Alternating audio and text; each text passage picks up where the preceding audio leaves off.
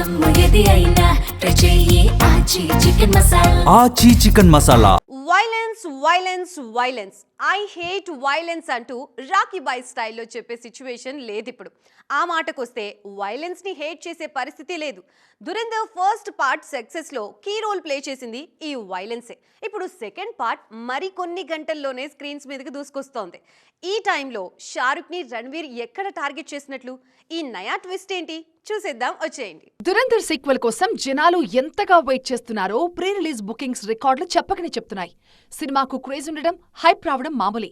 కానీ ఈ సినిమా నిడివి కోసం థియేటర్స్ టైమింగ్స్ మారడమే ఇప్పుడు పెద్ద టాపిక్ అవుతోంది. ముంబైలో ప్రసిద్ధి చెందిన మరాఠా మందిర్లో ఇప్పటిదాకా దిల్వాలే దుల్హనియా లే జాయేంగే మూవీని ఉదయం 11:30కి ప్రదర్శిస్తున్నారు. దాదాపు 3 దశాబ్దాలుగా అక్కడ ఇదే ఆనవాయితీ. షారుఖ్ దిల్వాలే సినిమా గుర్తుకొచ్చిన ప్రతి ఒక్కరికి మరాఠా మందిర్ రికార్డు కూడా చటుక్కున మైండ్లో ఫ్లాష్ అయ్యేది. సినిమా రిలీజ్ అయినప్పటి నుంచి ఉన్న ఈ సంప్రదాయాన్ని ఇప్పుడు దురంధర్ మార్చేసింది. ఇకపై అక్కడ షో 11:30కి కాదు 10 గంటలకి ఉంటుంది. దురంధర్ సీక్వెల్ రన్ కంప్లీట్ అయ్యాక మళ్లీ 11:30కి షిఫ్ట్ చేస్తారా, లేకుంటే 10 గంటలకి కంటిన్యూ చేస్తారా అనే చర్చ కూడా షురువైంది.